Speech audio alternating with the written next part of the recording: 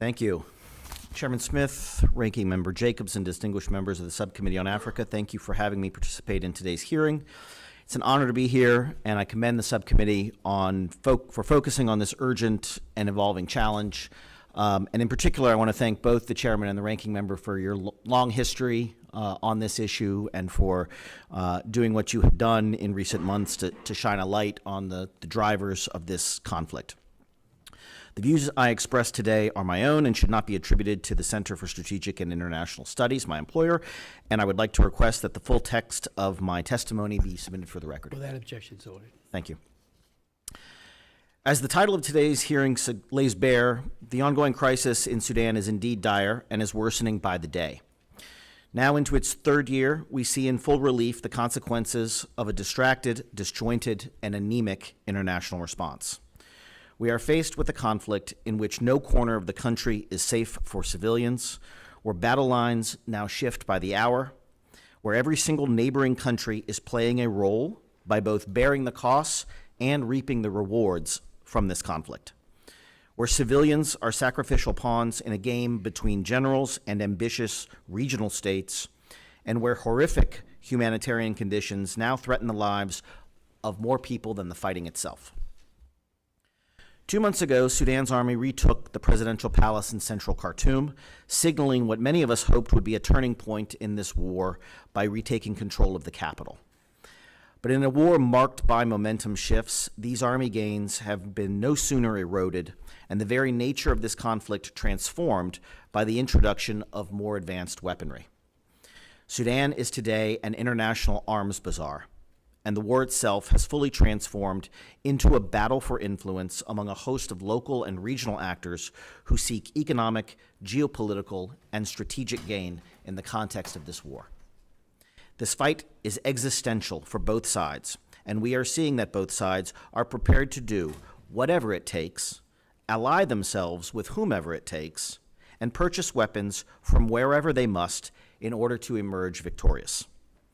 To illustrate this point, in a matter of days this month, Sudan Army drones purchased from Turkey bombed an RSF airbase in Nyala, the capital of South Darfur State, reportedly killing as many as 8 Emirati military officers, along with mercenaries, local press reports, from Colombia, Kenya, Ethiopia, and South Sudan.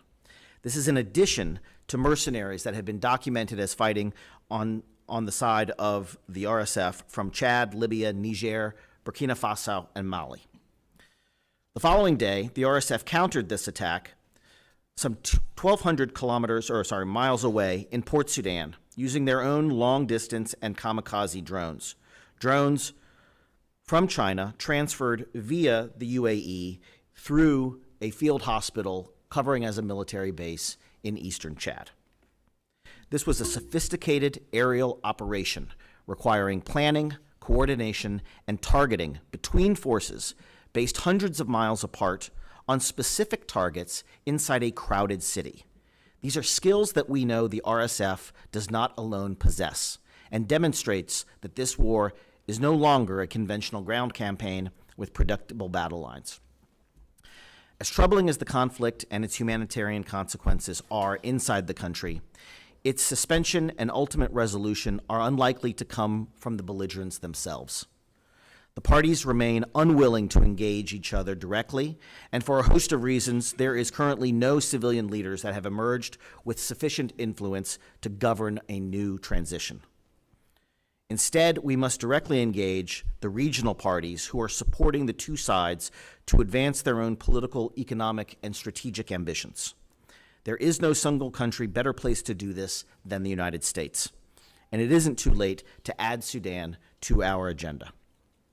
However, rather than appointing a Sudan envoy whose efforts are focused inside the country, as some have suggested, we should also acknowledge where the power to end the fighting lies, and realize that the Trump administration has already a fully staffed Middle East envoy team in place that is well positioned to take on this issue.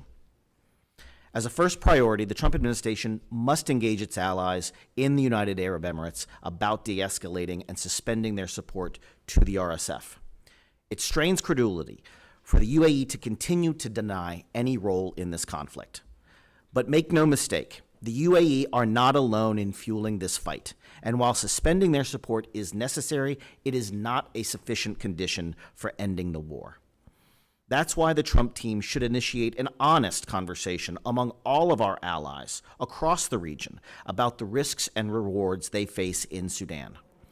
Such a discussion would reveal that the United States, the UAE, and other regional actors active in Sudan, like Egypt, Saudi Arabia, and Turkey, harbor many of the same concerns and share similar interests in Sudan: avoiding the country becoming a failed state, preventing Sudan from once again becoming a nexus for international terrorism, arresting a further degradation of Red Sea security, and avoiding a return of Islamist leaders to a position of authority in the country. I believe these are all shared concerns among regional allies. The people of Sudan deserve to see their democratic aspirations supported and the promise of their popular revolution fulfilled. But that conversation is unlikely to succeed until the guns go silent and those fueling this war are made to understand that an absolute military victory is simply not possible. If Washington does not use its influence that it has and initiate a de-escalatory dialogue with the region quickly, we will be left with little choice but to begin preparing a containment strategy for the forces that will surely lead to the breakup of Africa's third largest country. Thank you very much. Thank you so very much. Without objection, your full statement as you asked. And same with Mr. Isaacs and Ms. Carr. Please, the floor is yours.